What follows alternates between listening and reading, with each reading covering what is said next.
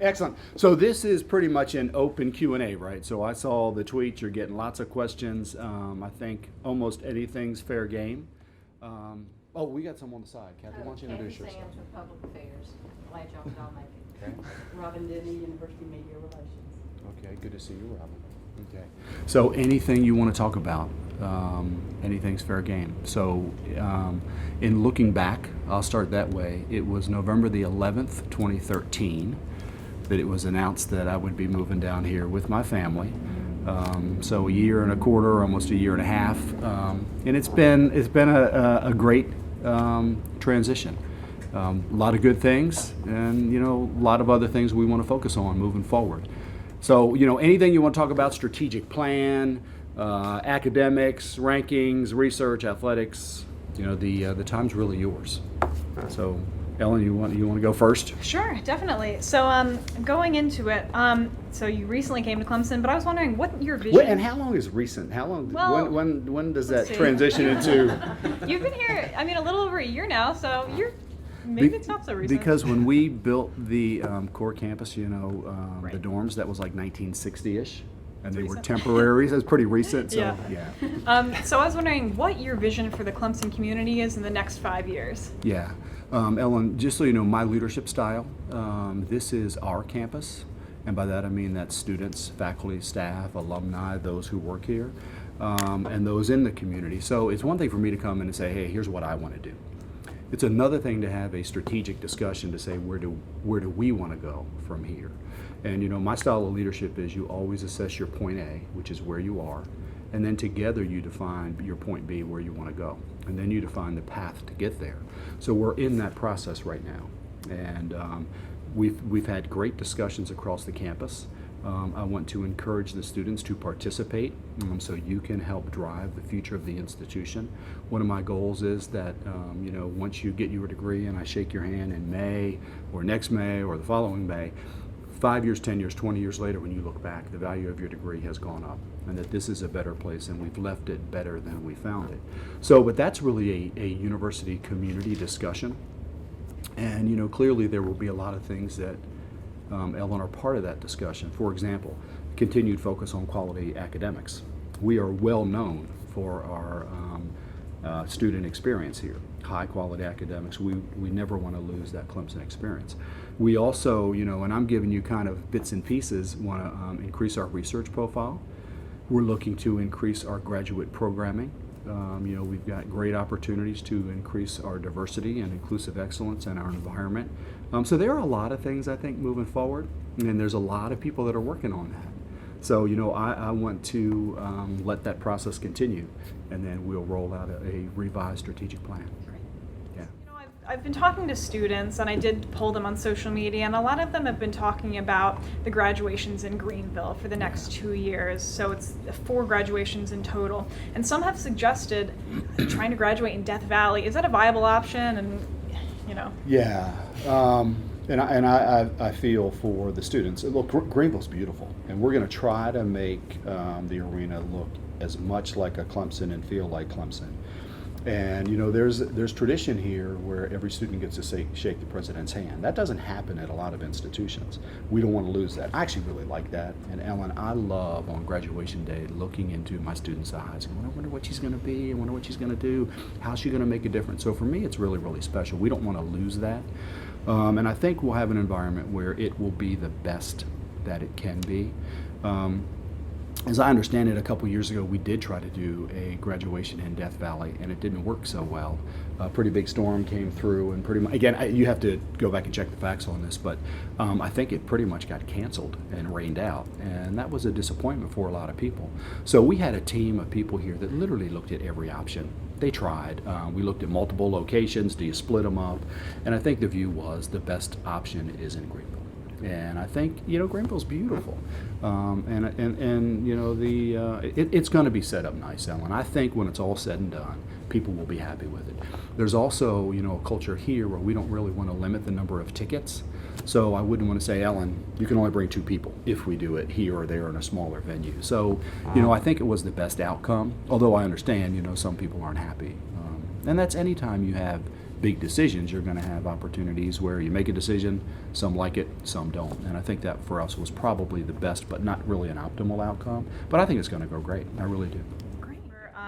Recently the Sigma Alpha Epsilon issue at the University of Oklahoma, and the president responded with a letter, and several other universities responded with pretty strongly worded letters as well. And we had an issue at Clemson as well that was, the Christmas party, and I was wondering if you could face the issue again, would you do anything differently? I think we can always do things better if we look back. That was a painful time. It was painful here and at a lot of institutions around the country. And we're all trying to do our best to respond. And with that one, as you know, I was out on the bridge in the cold for a couple hours, really just taking questions and talking. My view, Ellen, is we have an opportunity, as do many universities around the country and many communities around the country, that when things like this happen, that's a message. All right, we need to do some things differently. So my message has really been strategic. What are we going to do? And this was your first question, really, the view into the future. What is the right strategic structure for us to have a more welcoming, more diverse campus? And one of the things that I've said in my speeches, this stuff I've worked on literally for 25 years, related to diversity and inclusion. It's one thing to be more diverse. It's another thing to create an environment where everyone can excel and everyone feels welcome. So we're trying to create an environment of inclusive excellence. So what does that mean? What are the strategic components of that? One piece is increasing diversity at all levels, student, staff, faculty, administration. Other pieces relate to better and more resources, better support programs, although we have a lot of things that are going on the campus. So we're trying to lay out right now what is the strategic mission and vision for increasing diversity on the campus. And part of it is absolutely and definitely researching our history, as many universities are doing right now, to find out the truth about what the history really is and what it shows. So yeah, hey, look, in life, always when you look back, almost anything you've ever done, say, well, I could have done this better, could have done that differently. The intentions are always good, and we're trying to do the best we can. Yeah. I was wondering, what's your opinion on the renaming of Tillman Hall and that issue right now? I get right back to exactly what I said. I want us to look at it from a strategic standpoint. So moving forward, when it's 25 years later, and Ellen, you and I look back, and we say, is Clemson a better place now? It's more diverse, it's more inclusive, people feel more welcome, people have an environment where they can excel. What are the right pieces to that? So the Tillman Hall is one part of a discussion. I love that there's a discussion about it.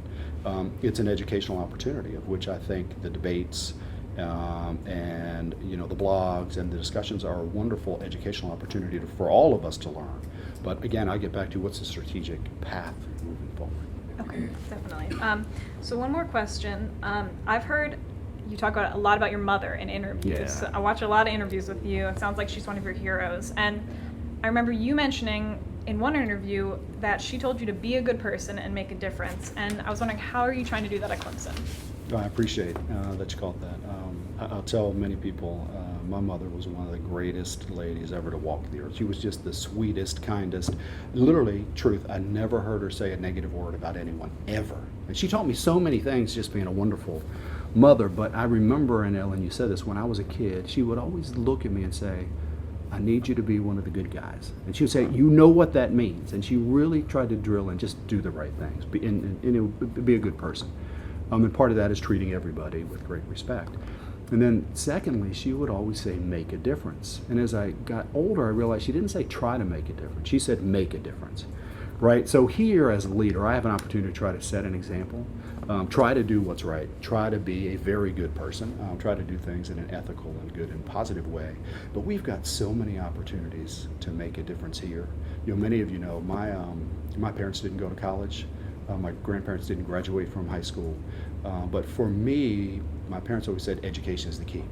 If you want a better life, but what I loved, what they stressed was, it wasn't just better for me as an individual, it was you want an educated society. So that's why I got into higher education, is to give people an opportunity that I was given through education. So for me, this job is every piece of it is about making a difference, raising money for scholarships, so students that have financial need can graduate and don't have to drop out. And that will affect their lives and their children's lives and their grandchildren's lives. Doing research that solves real-world problems, increasing diversity and inclusive excellence on the campus, making sure that students get a quality education. There's so many pieces. Literally every day we have an opportunity to make a difference. And one of the things I tell my leadership team here is every day we have to do something better today than we did yesterday. We have to do something better. And if we do that every day and improve every day, we'll take a very special and wonderful university and make it even better. So that's why I got into the field. I mean, that's literally what drives me every single day. And I think in this field of higher ed, we have an opportunity to make a difference throughout the campus. From the students who do a lot of work in the community, to our faculty and staff who do a phenomenal job, to us in administration trying to, do the right things to move the institution forward. So that's really what I'm all about. All right. So I think we covered a lot of bases already, but something that was very much on our minds is that we want to get kind of a feeling for where your head is at with social media, because something that is very obvious is that you're very active on Twitter. You definitely get Twitter. Yes. Not like a lot of adults. Like my father actually gave me a phone call last night, and he couldn't, like, screaming into the phone because he couldn't figure out how to set up a calendar event on his iPhone. So, to see somebody who's so active on Twitter, and then my dad who can't put a calendar event by the way, on his I phone. love being on Twitter. Tell me your first name again. Matt. You're Matt, okay. Yeah. Yeah, for me, look, one of the things that I love is the ability to connect with the students here, with my students, with the Clemson students. And, obviously Twitter is one of the ways. If I had more time, I'd jump on Instagram.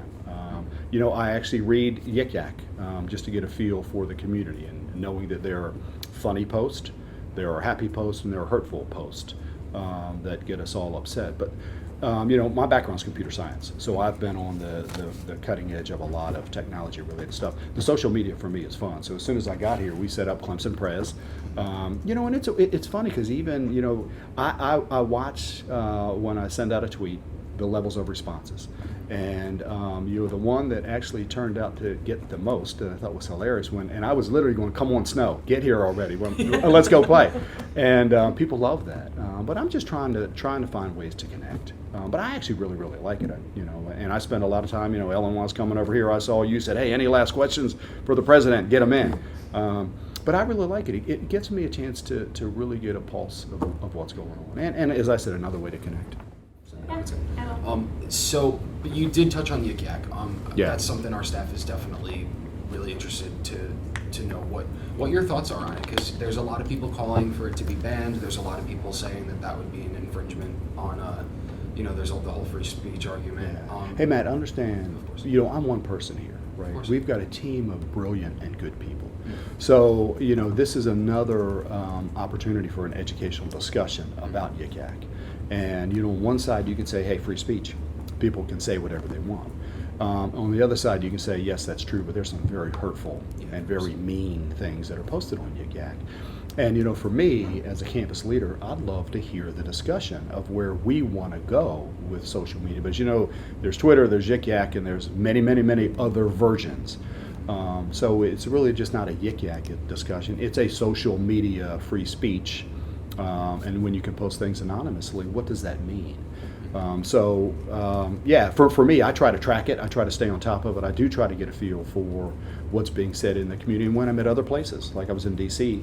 for national meetings a week or two ago, I was on Yik Yak just looking to see, and you'll see some of the issues that we have here, good and bad, you'll find in other university communities around the country. Yeah.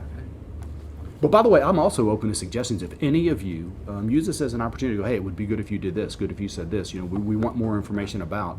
But I appreciate that all of you kind of follow me on Twitter. And it's a good way for me just to try to get information out. Do you want to? So, over the past year, there's been a lot of discussions about race and racial tension on our campus, Yes. and I'm wondering how you think that's going to affect recruiting in the future. Well, discussions are good, and discussions can bring about change. So, again, I'm going to get back to our strategic plan, and part of that I can tell you that's coming out will be a increased effort on more diverse campus. So, I think there's an opportunity for us in many, many ways. And these are things I've worked on, again, for many, many years. Even back when I was in Maryland at Towson, we did a lot with enhancing the diversity on the campus. And there are recruiting strategies that we are discussing now of things we haven't done in the past. So I think if we look into the future, you will see a more diverse campus. Do you think that getting the athletic teams involved in these discussions would be more beneficial than what's happening now?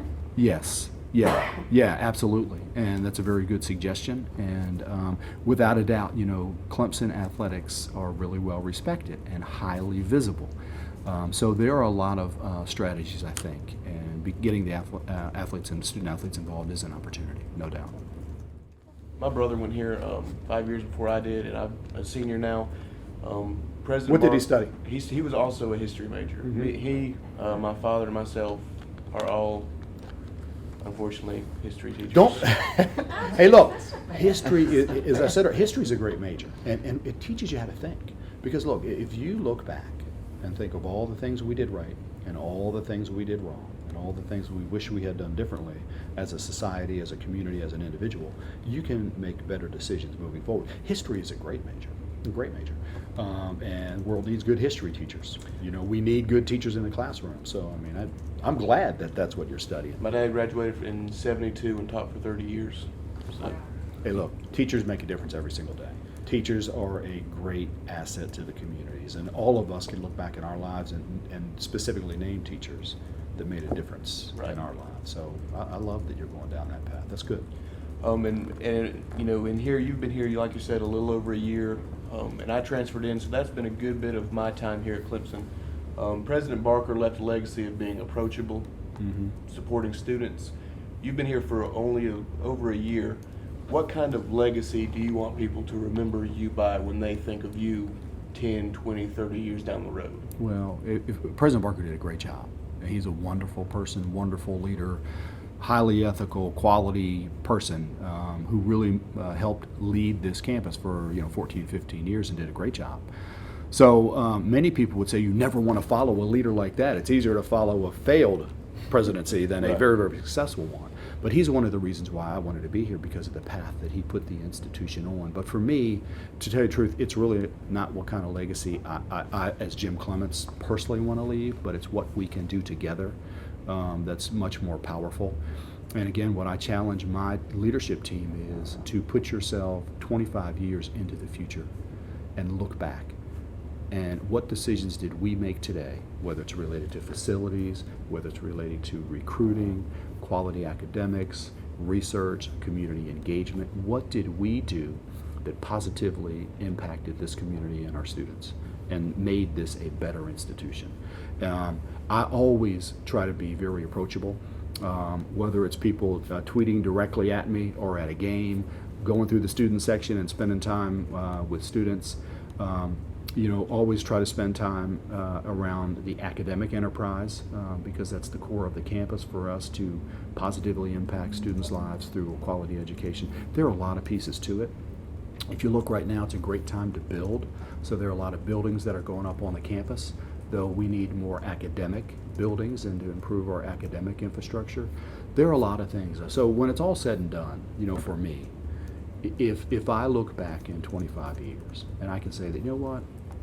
I shook a lot of students' hands and I had a chance to look in their eyes and know that somehow, in some way, maybe I made a difference. Whether we raised more money, and I can tell you we're in the middle of a campaign right now, and we've got people that love this institution and are supporting it in unbelievable ways. That goes to scholarships, that goes to research, that goes for endowed faculty positions. There's an opportunity for me to make differences as part of a team. So there are a lot of components to it. I don't know that I would say there's going to be one thing. It needs to be a series of things that are done by a team of people. And the last question I had was, as of late, there's been, there was the shooting at Chapel Hill. There was a shooting in Columbia, not far from the USC campus. 20 years ago, things like that happened in the north, on the West Coast, but not in the southeast where we are, but it seems to be coming closer to home. What things can students do, and what things are the administration doing to prevent things like that and to keep students here as safe Yeah. and as productive as possible. Student safety is first and foremost. We want our students to be safe. And if you even look at rankings, this is a very safe campus, and I'm very thankful. We have a wonderful police department here. They do a great job. I can tell you, all of us in roles like mine, sometimes at night we don't sleep so well, worrying about the safety of our campuses or the community. And we've got, we do a lot of training. There's a lot of training that takes place behind the scenes that people don't know about, led by the police department, that a lot of people are involved in. And we feel for those other campuses, as you know, and follow me on Twitter, that as soon as something happened in South Carolina, I sent out a tweet just to pray for that community. That was a tough time, and it's very, very close to home.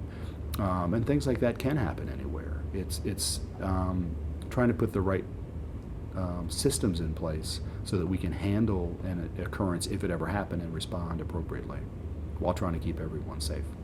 Okay. Some questions. So the theme of the yearbook this year is perspectives, and we're trying to really hone in on individual student voices and how we Yes. come together as the Clemson family. Yes. I just have a couple questions for you. Okay. How would you say that Clemson has come together as a family this year, and how would you say we have failed to come together as a family this year? That's a deep question. That's a deep one. One thing I found in life, and again, it's okay to disagree with me anytime you want, but when there are times of stress or pain or struggle, people do come together. And, campuses around the country this year have had, not just us, but times of stress and strain and struggle and pain. And one of the things is we have an opportunity for increased dialogue, which I think we've seen on the campus.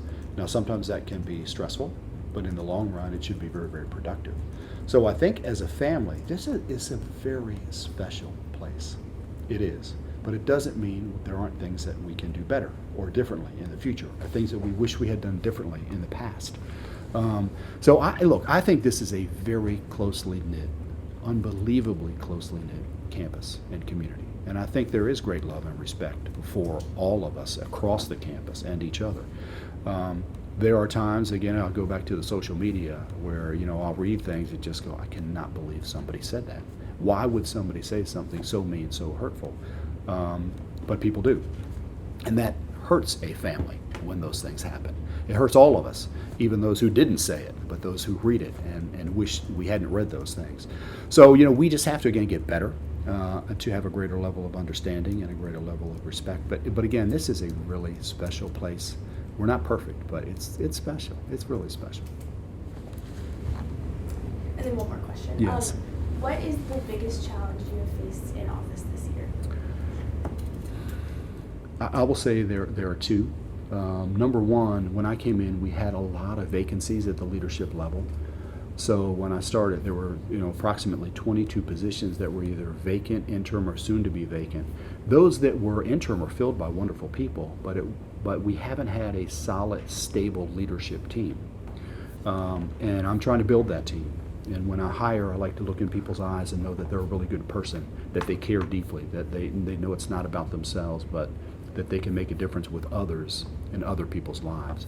So we're trying to hire really, really good people that can help move the institution forward. So for me, sometimes not having a permanent chief of staff, or having a chief of staff, for example, at this moment, we have one that'll start in a couple months. That's made it a little more challenging.